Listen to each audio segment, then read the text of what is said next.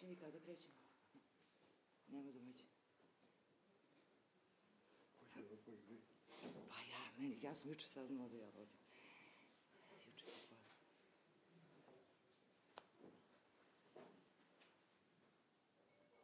Samo nam kažite kad možemo da krenemo. Samo da vam pišem, kad neko priča, usmerite mikrofone ka njemu. Dobro. Drži ceo stol. Kao možda da drži. Može malo glasnije za nas bez mikrofona. Trudim se, ali...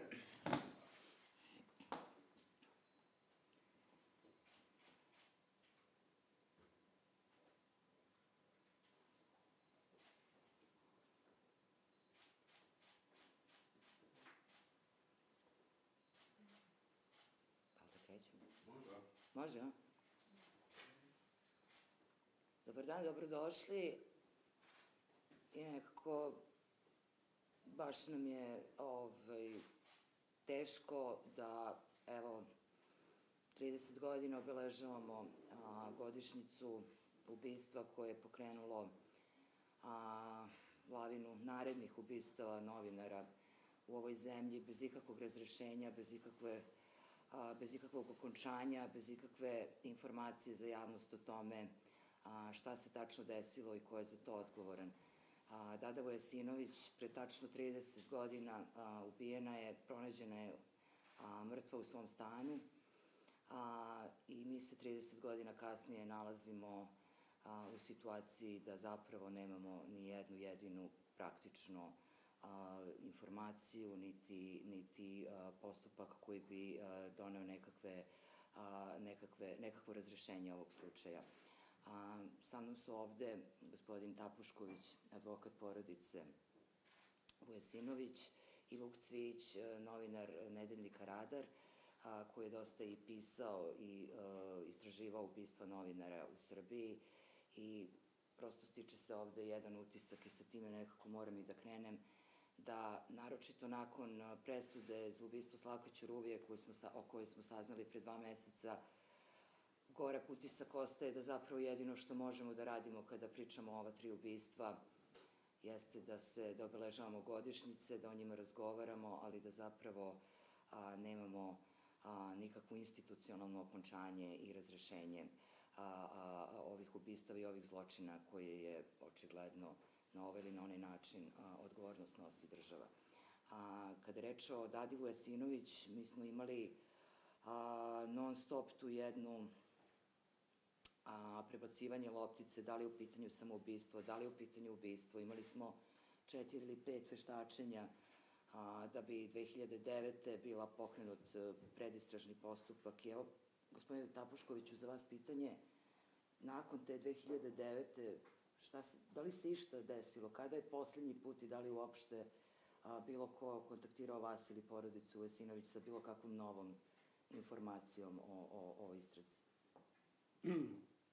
Vidite, toliko je teško govoriti o tome posle 30 godina. Dada je stradala 9.4.1994. godine.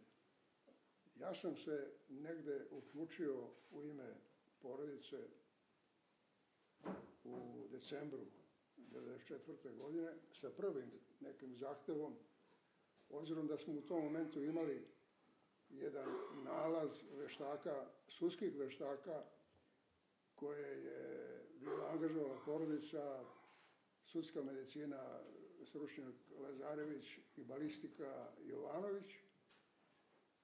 Ceo problem se vrteo oko toga da li je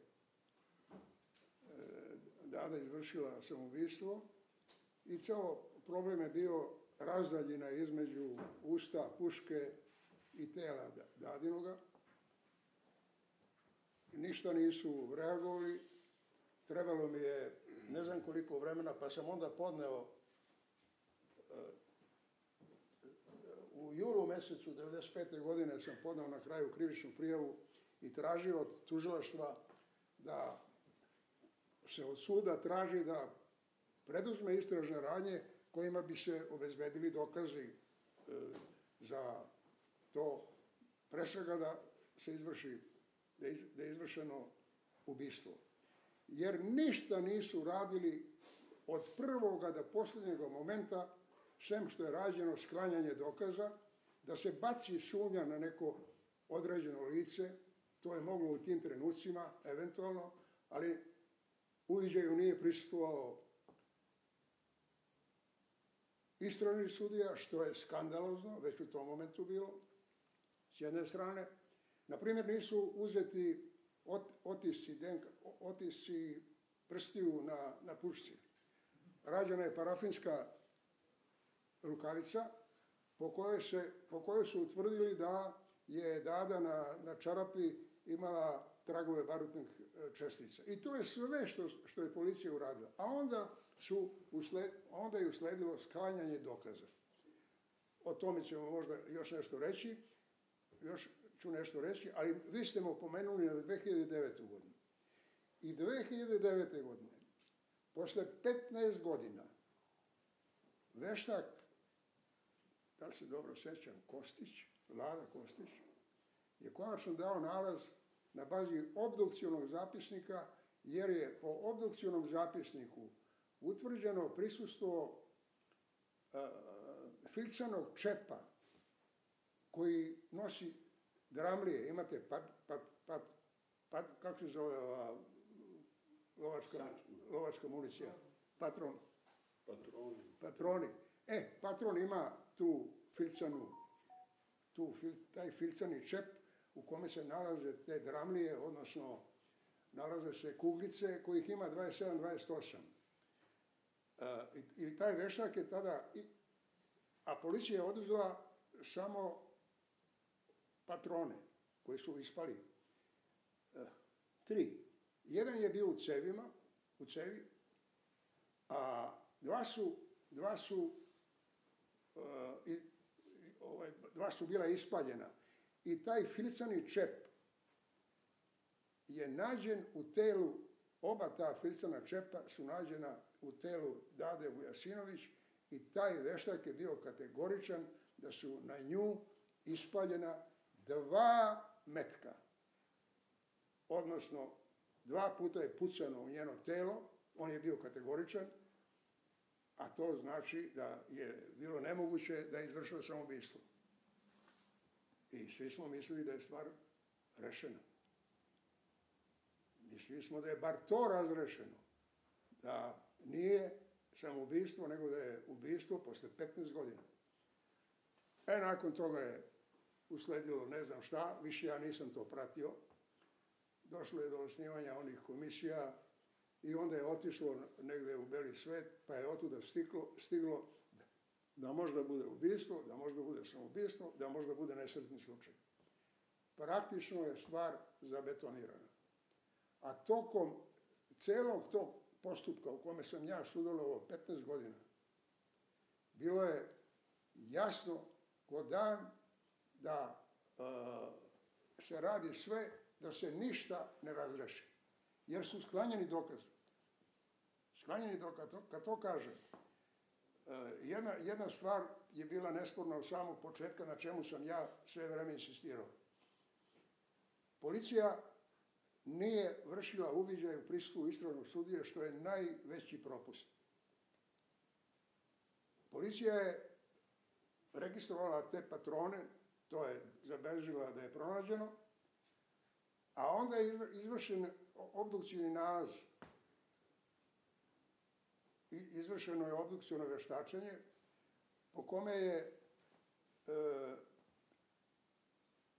dato na kraju tog mišljenja da je Dada izvršila samoubistvo.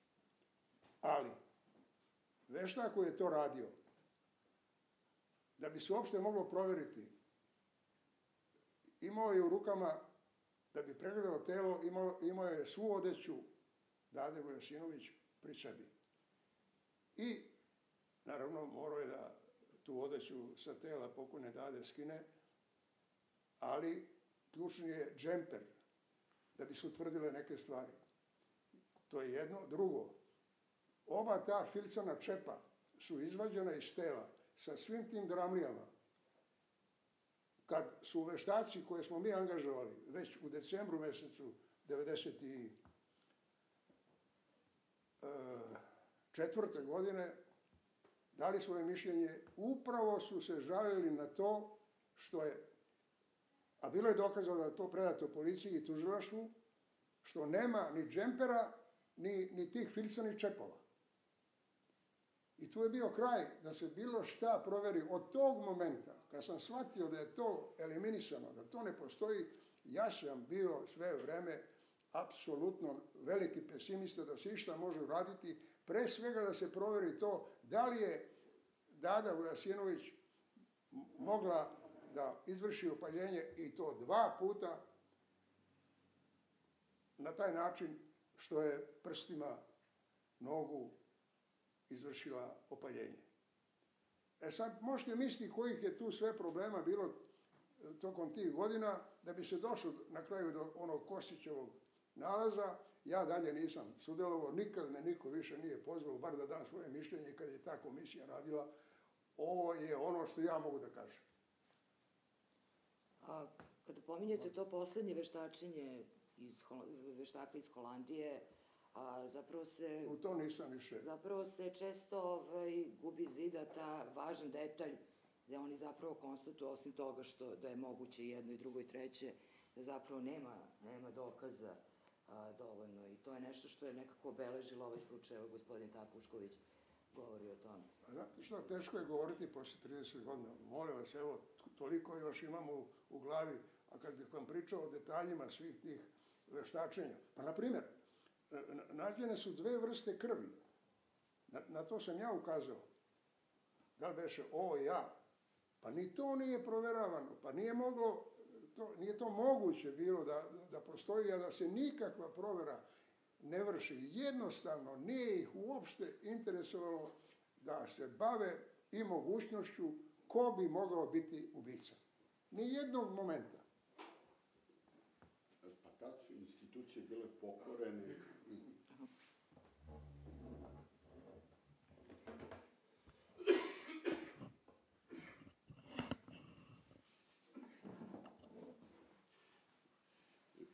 I tada su institucije bile pokorene ko danas. Bile su u službi, upravo što je rekao gospodin Tapušković, zataškavanja stvari. Ono što je bila možda prilika i prvi trag posle promena 2000-ih, međutim, do danas nije bilo volje da se pođe baš tim ko je sve zataškavao i ko je učestvovao u tome. Ko je sklonio dokaze? Ko je sklonio dokaze? Ako policija bez istražnog sudije odmah zaključi navodno da je u pitanju samoubistvo, što je propust i po tadašnjem zakonu, to je nedopustivo. Ako nestane odeća u kojoj je Dada bila kada je ubijena, ako nestane sačma iz njenog tela koja je izvađena, ako se ne ispituje, a to su utvrdili veštaci koje je porodica angažala preko advokata Tapuškovića, prisustvo druge krvne grupe i to baš na fotelji gde je Dada ubijena, ako se ništa, ako nisu uzeti otisci sa puške, onda vidimo u čemu je stvar. Nažalost, institucije ne rade. Sećam se izjave 2012. pre nego što je došla ova vlast, tadašnje i sadašnje glavne tužiteljke Zagorke Dolovac, koja je tada još izlazila u javnost i govorila o ovim važnim stvarima, baš se obratila povodom godišnjice smrti Dade i rekla da postoji napredak u istrazi, da je dokazano da je u pitanju samoubistvo i od 12 godina kasnije mi smo na istom, sem što institucije ćute kao što su ćutale i 90. godina. Ne ispituju se ljudi koji su sakrivali dokaz, a to barem nije toliko teško utvrditi. Nažalost, prošlo je toliko godina, 3 decenije, to je zapravo moj radni vek u novinarstvu. I ja sam ništa se ne dešava. stekao pravo na penziju kad sam počeo, evo radim još uvijek. I nema nikakvih promjena, posle toga su se desila takođe ubistva novinara koja nisu razrešena. Postoji mala nada da će ubistvo Dade Vujasinović u budućnosti biti razrešeno. Nije kao u slučaju ubistva Slavka Ćuruvije da je praktično do kraja zataškano. Ovdje postoji mala nada, ali pre svega kao i svim tim političkim ubistvima potrebna je politička volja da se ona razreše, a to ne vidimo u Srbiji. Ono što vidimo da se dešava ovih godina, naročito posljednjih 10, to je ponovo veličanje ljudi koji su učestvovali ili su podržavali te zločine 90-ih. Žrtve se opet proganjaju, čak su isti izvršioci radova u nekim slučajima, isti propagandisti 90-ih ponovo pišu najgore o ljudima koji su ubijeni, i o Dadi Vujasinović, i o Slavku Ćuruviji, i taj narativ o navodnim izdajnicima i patriotama koji su zapravo uništili ovu zemlju, a jedino se obogatili, dok su neke oterali u grob, se i dalje krije. I to je zvanična politika, jer mi znamo, nažalost, da su mediji koji to rade i takve stvari objavljuju pod kontrolom ove vlasti. I ne može se sakriti onda da to nije, nažalost, zvanična politika, da se zločinci veličaju, a žrtve i dalje proganjaju. Vratit ćemo se na današnjicu svakako još, ali da se ponovo samo vratimo u te detalje iz prošlosti koji, čini mi se, dosta govore. Prosto, Dada Vujasinović je bila mlada novinarka, ali sa ozbiljnim istraživačkim stažom iza sebe, sa ozbiljnim nizom tekstova koji su razotkrivali i organizovani kriminal i povezanost politike i države sa organizovanim kriminalom. Čuvena zelena fascikla i materijal zapravo materijal na kome je Dada u trenutku smrti radila je takođe nešto što je nestalo. Postojali su različiti pravci istrage koji nikada nisu ispitani oko Novog Pazara, prodaje oružja i tako dalje. Prosto možete da nam osvetlite još i taj... Apsolutno sve je rađeno na taj način da nisu uspeli da razjasne ni ove osnovne stvari o kojima sam vam govorio. Na to, sve što je moglo eventualno da ukaže na bilo koga, uopšte ih nije interesovalo. Nisu pokazali ni jednog momenta interesovanje za to da se pozabave stvarima koje vode i kao onome koje je mogao to da izvrši. Sem problema vezanog za to je li to ubistvo ili samoubistvo. Ja sam uveren da nikad neće biti razjašnjeno prvo ovo. Moguće je da nekad negde bude saznato ko je to uradio. Ali na bazi ovoga što se tiče dokaza, svi dokazi koji su ukazivali na to da je moguće i ubistvo su sklanjani. I sve se završavalo, pasite, ja sam podneo tu krivičnu prijavu 1995. godine, u julu. Dadina smrt je nastupila 1994. godine u aprilu. Tek u decembru 1996. godine istražni sudija Gerasimović je dao nalog da se usaglase nalazi veštaka, znači negde u decembru 1996. godine, ali opet je odredio da šef komisije bude veštak, neću da spominjem prezimena, isti onaj koji je izvršio i obdukcijni nalaz. Uporno sam se borio protiv toga da to negde ode na neko drugo mesto. Otišlo je to posle, čini mi se, u Novi Sad i počela je da se razvija ta priča, da se otvaraju problemi svih ovih stvari o kojima sam govorio, da bi tek tamo negde došlo do onoga što se dogodilo 2009. godine, posle 15 godina. Dakle, to je najzanimljivije, što ni policija kad je došla na lice mesta, onoga dana, kad se to zbilo, pa nije uzela otiske prstiju sa takozvani DNK. A šta vi to iz toga čitate? Prosto je li to neko ko je moćniji? Pa ja ne znam ko je upravljao time. Očigledno, neko je upravljao. Ja nisam mag da ja sad ulazim u te stvari. Ali za mene je u bilo kom predmetu sklanjanje dokaza od prvog momenta sumnja da se nešto prikriva. Onemogućava se da se dođe do notornih činjenica koje treba da razjasne neku stvar. Za mene je to bilo dovoljno, od tog momenta sam ja bio pesimista da će se ikada to razrešiti ako si sklonio ključne stvari koje vode ka određenim zaključcima u smislu ko bi mogao biti izvršilac s jedne strane i je li to bilo ubistvo ili samoubistvo. I na kraju smo došli od toga da je sve moguće. Da li vi gajite nadu kao što je Vuk gaji da bi makar odgovornost, da bi makar mogli da utvrdimo odgovornost onih koji jesu učestvovali u tom zataškivanju? Ne smijem ni da izgovorim to. Ja, posle svega toga što se događalo, zaista posle svih tih stvari koje su urađene da se prikriju ti elementarne podaci, elementarne činjenice, ne verujem. Čini mi se da ljudi, evo i mi u Slavko Ćuruvija fondaciji nakon objavljivanja ove presude stalno imamo pozive sa pitanjem šta dalje, šta ćete dalje, šta dalje. Prosto da, kao da ljudi imaju potrebu, da građani imaju potrebu za jednom vrstom institucionalnog rešenja. Po vama ono nije moguće u ovom slučaju. Ne znam, jedino kad bi, ako ima više živih iz tih vremena, da pukne iz nekoga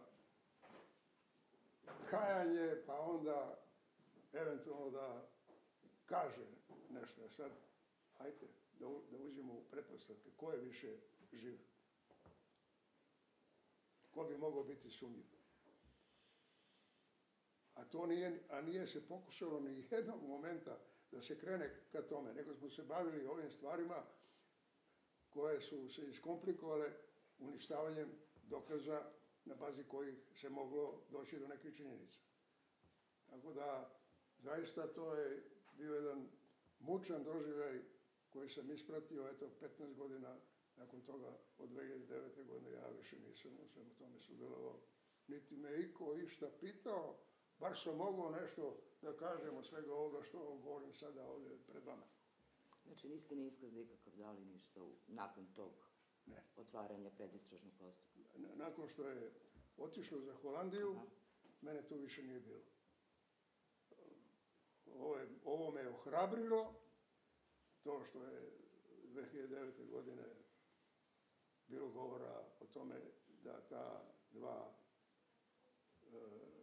sačmena snopa postoje, da su bila dva ispaljenja, postojanje tih filcanih čepova koji su imali dramlije 27, 28 i koji su bili na raspolaganju. I ima dokaza da je veštak koji je to radio, docent, predao to policiji. Sad, a policija je bila dužna to predati tužilaštvu i to je nestalo. Nestalo i više ga niko nije video. Za mene je to ključna stvar koja je dovela do ove strašne misterije koje još uvijek postoje. Vuče, kako ti vidiš tu mogućnost institucionalnog razrešenja i ovog ubistva i druga dva ubistva? Da li vidiš negde put kako bismo mogli da makar utvrdimo odgovornost? Ko je odgovoran za to što smo 30 i 25 i 23 godine kasnije praktično na nuli? Nažalost ne vidim to. Ne vidim zbog postupka koji je okončan tako kako je okončan za ubistvo Slavka Ćuruvije. Ne vidim da je ova vlast pre svega bila spremna da pruži podršku. Vidimo da su na tom suđenju svedoci bili zastrašivani. Vidimo da su neki ljudi koji su iz tog vremena bili zapravo drugi čovjek, Branko Crni, u toj tajnoj službi iz vremena ubistava, bio je visoki funkcioner SNS-a, a na samom suđenju za ubistvo Slavka Ćuruvije pokušao je da dovede u pitanje kredibilitet svedoka i iz DB-a i iz policije. Sami policajci koji su radili na istrazi, skoro svi koji su svedočili, govorili su da su bili ugroženi, da je bila obstrukcija, pre svega iz tajne službe. Imamo zapise i sumnje da su čak spremane likvidacije, čak čoveka iz DB-a koji je na samom suđenju svedočio i drugačije shvatio od mnogih iz te tajne službe nameru vlade Zorana Đinđića da se razreše politička ubistva.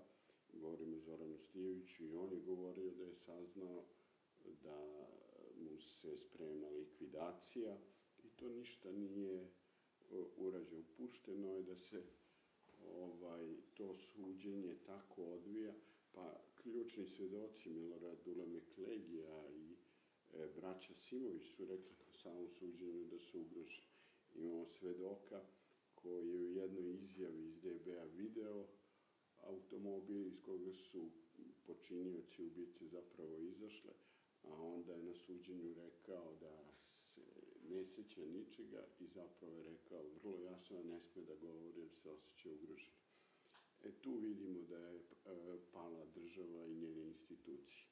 I zato ja ne vidim volju da će se razrešiti i ova dva ubistva gde postoji nada da Ade Vujasinović i Pantića. Ne vidim spremnost tih institucija da zapravo vode jedan odgovoran postupak.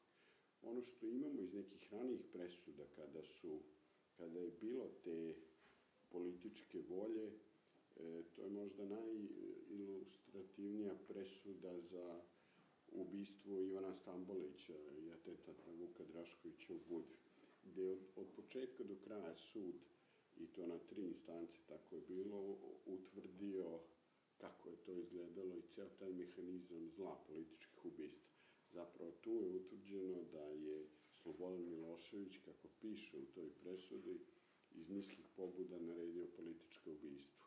Međutim, od te presude i sa tim dokazima koji su potvrđeni, nije se dalje išlo u razgradnju tog mehanizma zla koji je postojao 90-ih.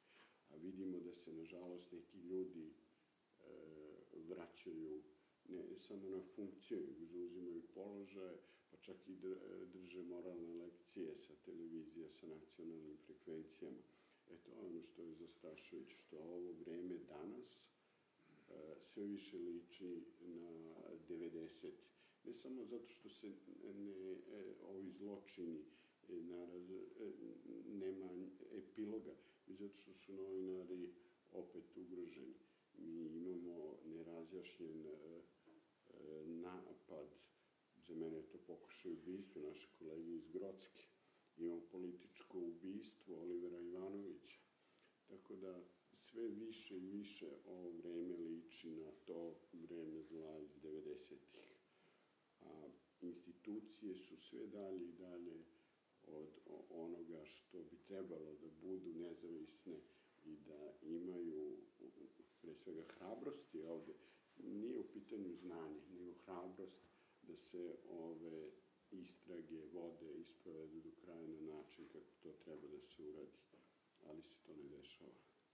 I nas advokati su počeli da ubijaju zbog onoga što znam. Da. Ti znaš, ti si poznavao Mišu Janovića i ni to nije razrešeno, iako ga je policija pratila. U momentu kada je lišen života, bio je pod pratnjom policije. I ne možemo da dobijemo u advokatskoj komori nikakve informacije o tome zašto je praćen. A ja bih mogao mnogo da govorim. Nije ovo jedini slučaj koji sam ja, sličan, nije ovo ni najmanje jedini slučaj ovakve vrste koji sam ja vodio. Imao sam ja ta samoubistva. Ali interesantno je da je policija uvek imala pri ruci iste veštake u prvom momentu. Neću da spominjem imena i prezimena. Ne znam ni da li je umesno da ispričam jedan slučaj koji sam završio baš te godine kada je bilo ubistvo, odnosno samoubistvo, kako god hoćemo sad, jer ne možemo ništa kategorično da tvrdimo, Dade Bojasinović. 90. godine počele su one čarke na administrativnim granicama, uskoro će izbiti sukobi. Od mog jednog odličnog druga, sin je bio na odsluženju vojske u Somboru. I na graničnom prelazu prema Hrvatskoj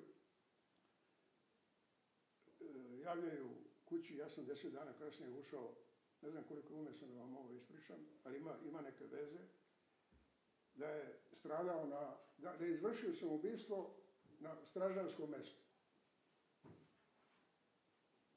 Ja pogledam obdukcijni zapisnik kad sam ušao u premet, 3 kuršuma.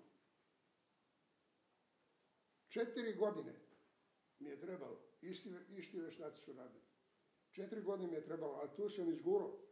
I posle 4 godine je utvrđeno da je 94. godine sam negde pre ovoga Dadinog slučaja izgurao da je ubijen. Da je NN ubistvo. Ovde ne možemo, ovde nismo mogli podneti taj prijava protiv NN izvršilaca.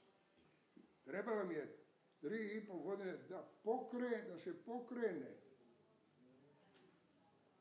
istražni postupak da se izvrše određene istražne radnje. To je neko kočio namerno, nije bilo razloga da se ne raspravi bar te osnovne stvari i sklanjani dokazi. A ja ne znam šta bih mogao više da vam kažem iz one situacije u kojoj sam se ja nalazio svih tih 15 godina. Očigledno je da imamo borbu non stop pojedinca protiv države i da je to jedan modus operandi koji se non stop ponavlja. Ti si, Vuče, pomenuo današnjicu, pomenuo si današnje stanje novinara. Pre neki dan je bila 25. godišnjica čuvenog teksta Ćuruvija dočekao bombe i ono što smo između sebe komentarisali je da zapravo taj tekst danas može da deluje čak i benigno, bez obzira što je pročitan u centralnim vestima RTS-a, tadašnje televizije Beograd.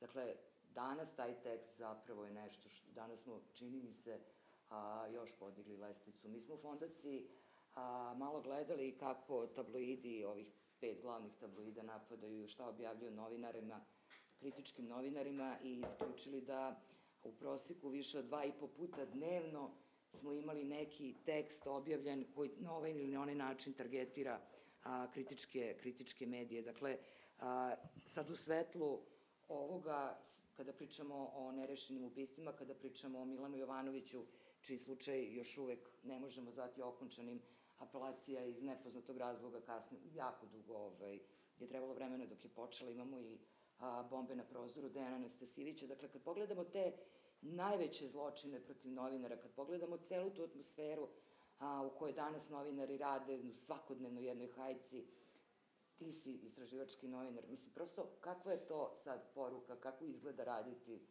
u jednoj takvoj atmosferi i pokušavati se baviti praktično opasnim temama? Ova vlast ima isti narativ kao što je imala i vlast 90-ih, a vidimo da su i isti ljudi u pitanju. Odnos prema medijima, kakav je imao tadašnji ministar informisanja i sadašnji predsjednik, se nije promenio. Mediji koji žele da rade svoj posao profesionalno su zapravo doživljavani kao neprijatelji. Ova vlast se odnosi prema profesionalnim medijima kao da su neprijatelji. I vidimo jedan frontalni pritisak kakav nije bio 90-ih na svakog novinara pojedinačno. Onda je bilo ovako jezivih stvari, ubistava, ali ne svakodnevno proganjanje i blaćenje novinara. To nije bilo. To je bilo,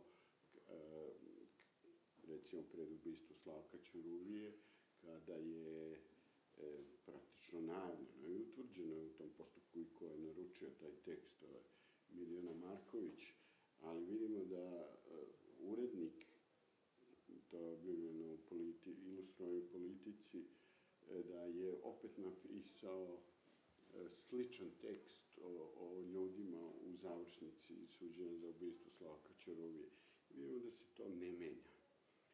Da isti mehanizmi odnosa prema medijima koji su važili 90-ih prema profesionalnim medijima, važe i sada.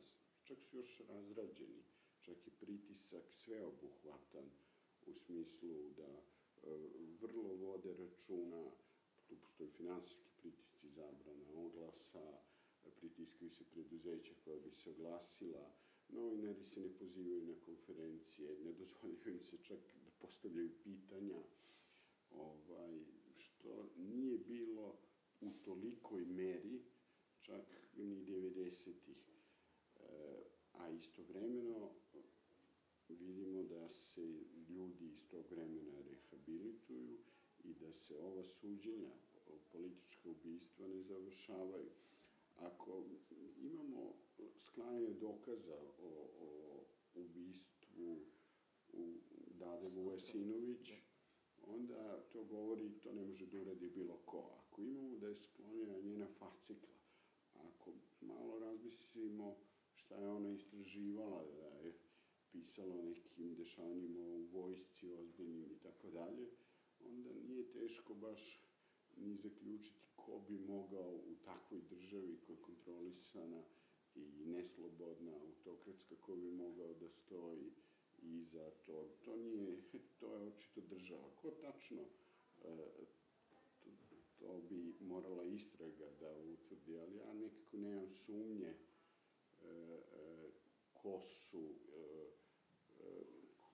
ko je taj organizam, taj mehanizam zla, da je to državni mehanizam. Jer on je samo sposoban da na ovaj način sve ovo vreme zataškava dokaze. I to vidimo i u drugim slučajevima. I vidimo da nema volje da se razreši. Čak nema ni odgovornosti. Ako neko najavi i kaže, pa ja ću podneti ostavku ako se nešto ne reši, pa se to ne reši, ja mislim da postoji odgovornost. Kako tu poruku šalje novinarima? Kakvu poruku građani? Pa da živimo u vremenu kada je proglašena sezona lova na novinare koji bi da rade svoj posao. Meni se tako čini. Ali misliš da kad to govoriš poverenja, Srbija ima neke mehanizme koje čak i neke razvijenije zemlje nemaju kada je reč o zaštiti bezbednosti novinara. Da li imaš poverenje u te mehanizme? Imam poverenja u organizaciju NUNS, ali u institucije koje bi trebali da sprovode ovde zakone nemam poverenja. Vidimo da zapravo i dan danas se dešava postupak na kolegu Jovanovića iz Grocke. Vidimo da se i šta se tu deša, koliko napada i pretnji novinarima nije razrešeno. Ostalom, drugačiji odnos imamo kada se pretnja, institucije imaju kada se pretnja izrekne novinaru ili kada se mnogo manje benignija pretnja izrekne nekome iz vlasti. Iako ih štiti isti član zakona, identičan. Ali drugačije tumače institucije, tužilaštvo govori ako neko kaže treba ubiti novinara, to je ukondicionalno, nije opasno, ali ako neko to kaže za predstavnika vlasti, odmah bio uhapšen. Imamo neke slučajeve da su ljudi kojima nije bilo dobro i bili su mentalno bolesni, koji su pisali te prednje, nisu preživeli zatvor zato što su kritikovali na grublji način vlast. I to se ne ispituje. Ali ja imam potrebu da još nešto kažem. Pazite, nema države bez dobre policije. I dok policija svoje dužnosti obavlja savesno, mislim da društvo bez savesne policije ne treba ni da postoji. Kad bi pričali smo do sad o uništavanju dokaza. Kad bih krenuo da vam pričam od kako se bavim advokaturom, kako su podmetani dokazi da bi neko bio osuđen. Pa ja bih trebao sad, pa da vam to elaboriram, ne znam koliko vremena. Od vremena kad sam branio za džepne krađe, do vremena kad sam branio za stvari gde je trebala da bude izrečena smrtna kazna i izricana smrtna kazna. Tu ne bi bilo kraja, ali evo gledajte sad i ovo što se dogodilo ovih dana. Po meni, ja sam to rekao pre neki dan, ne mogu da verujem da se od prvoga dana, dok se razrešavaju ove stvari koje se dogodile oko ovih užasa, evo malu danku, da se saopštavaju svi podaci od samog početka. To direktno remeti, otežava utvrđivanje činjeničnog stanja, od čega zavise mnoge stvari. Ja to ne mogu da shvatim, to ponavljam kao papagaj, od kad znam za sebe da dok traje istraga, nema priče o tome. Mogu da se saopšte osnovni podaci, ali da se priča svaki detalj. I zato se ovo iskomplikovalo. Umesto da se razreše sad, pogotovo posle otkrivanja onih koji su to uradili. Da se razreše sve stvari. Ali samim tim što se stalno priča, što neko servira te informacije, naročito kad se vrši pritisak na sud u nekim drugim slučajevima, da se javnost preko sredstava javnog informisanja stalno obaveštava o nekim stvarima pre hapšenja, i bilo je i toga, pa onda pogotovo dok traje istraga. Nema priče o tome u mnogim zemljama, o tome postoje rigorozne odredbe, ne može se ništa tek tako saopštavati o delikatnim situacijama koje su u toku. A to su elementarne stvari, zato imamo da nam se događa ovako nešto, da oko neke stvari sudimo 100 godina. Eto, oko Dade Vojasinović, to traje, evo koliko, 30 godina. Ja sam bio učesnik u tome 15 godina i digao ruke. Nisam digao ruke, nego došlo je bilo u jednom momentu do tog trenutka da vidimo sad samo ko je to uradio, a ne je li ubistvo. Bilo je u jednom momentu nesporno da je ubistvo. I stop. Idemo to da dalje proveravamo i onda dolazi... Sad tim nema veze nikako. Da li mislite da je... Imamo primere, recimo, ubistva novinara u Slovačkoj, ubistva novinara na Malti, a ta ubistva su izazvala masovne proteste, pad vlade, brojne ostavke. Da li mislite da je ovde postojala ta vrsta pritiska da bi... Pa recimo sklanjanje džempera i onih čepova, filcanih, onih čepova, to je zasluživalo da u tom momentu, kad se saznalo da je to sklonjeno, ministar policije, ne znam ko je bio ministar policije, niti me interesuje, podnese ostavku. Evo, najbolji primjer. Jer to je iskomplikovalo čitavu stvar. U startu i već u meni izazvalo uverenje da je time gotovo, da tu istine neće biti. Prosto rečeno, ne znam šta više da vam kažem.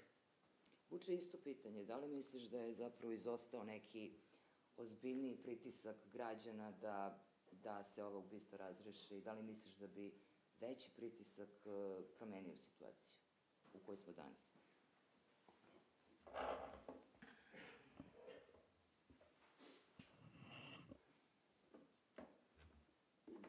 Možda čak i 90-ih nije. 90-ih je bilo puno zločina i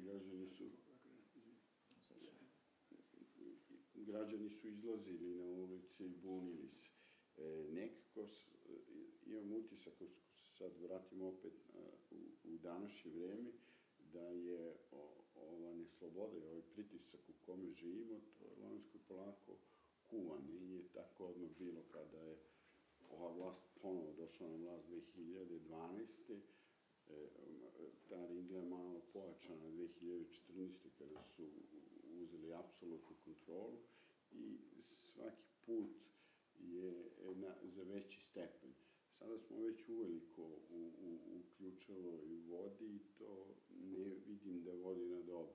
Uostalom, vidimo iz ovih ubistava kako se odnosi vlast, da nema čak nameru ni da ih razreši.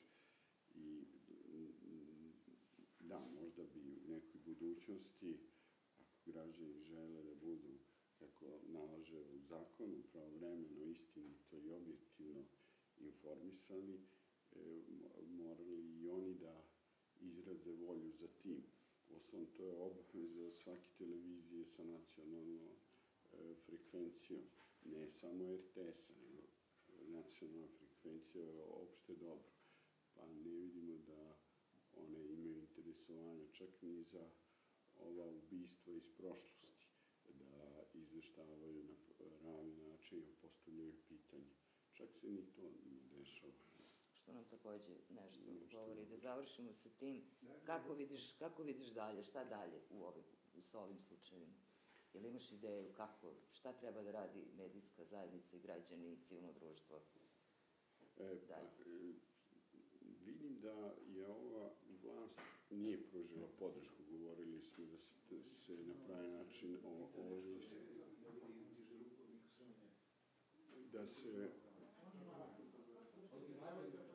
da se ova ubistva razreše, ne vidim volju i čini mi se da je ova vlast izgubila sposobnost da samu sebe popravlja, da je ta crvena linija pređena, ona će možda davati neke ustupke, ali da bi se ovo rešilo, potrebna je drugačija politička volja. Hvala. Ako ima neko pitanje, ja moram... Da, kažite. Dragi kolege, ja sam Ružica Mitković, bivši novinar Studija B. Došla sam u svojstvu bivšeg novinara da podržim vašu borbu za zaštitu novinara. Ja sam dokaz da država ubije. Ja sam bila žrtva države 25 godina, 1999. godine, prvi put je država pokušala da me ubije, dok sam bila aktivni novinar na Studiju B. Ja sam preživela. Moje kolege nisu. Nažalost, znači tu nisu stali. I sada, znači 25 godina, neprekidno, permanentno, 24 sata dnevno, ja sam životno ugrožena. Metode mučenja i ubijanja koje koriste državne strukture su toliko stravične, to su mikrotalasna oružja koje sam ja, bavići se novinarstvom 90. godina, otkada je dokazala oružje opasnog nuklearnog oružja. Upravo tim oružjima sam tretirana 24 sata dnevno. Da li postoji mogućnost da moji dragi kolege javno zaštite mene i moju svetu porodicu upravo od tih destruktivnih dejstava državnih centara moći? Ja sam sigurna postoje udruženja koje imaju svoje i kontakt tačke i pravne savete i tako dalje. Gospodin Tapušković mora da nas napusti jer ima suđenje, tako da mislim da moramo da... Pitanje vezano za beleške Ratka Mladića, one su nađene 2010. godine u februaru preko njegove kuće i on tu lepo nabraje ubice Dalje Vlasinović. Dakle, Gorana Vukovića, šefa Gordovačkog klana, Dušana Mališića, koji je tada bio 6 specijalnih jedinica Pahuljice u Bosni, a glavni organizovani Mićo Stanišić, koji trenutno služi kaznu posle Haške presude, i to je bio najočitiji dokaz ko stoji za ubistva Dalje Vlasinović. Ja mogu da govorim samo o stvarima u kojima sam radio i to je moj princip ceo život. Ja ne pričam o tuđim predmetima, ja mogu da govorim samo o sopstvenim iskustvima i to želim da naglasim i nikad se kao advokat nisam bavio stvarima na kojima nisam radio. Ja ovo što sam rekao, iza ovoga stojim, to je moje iskustvo, to su moja saznanja, o ovome mogu da svedočim gde god hoćete. Da ja, tako, to je odgovor na vaše pitanje o stvarima o kojima ne znam činjenice. Ja nikad nisam govorio. Hvala. Ovime ćemo završiti. Hvala vam. Hvala vam. Možda što mi se pružilo je ovo prilika. Ja pričam o ovo. Ajde, ti se nadam.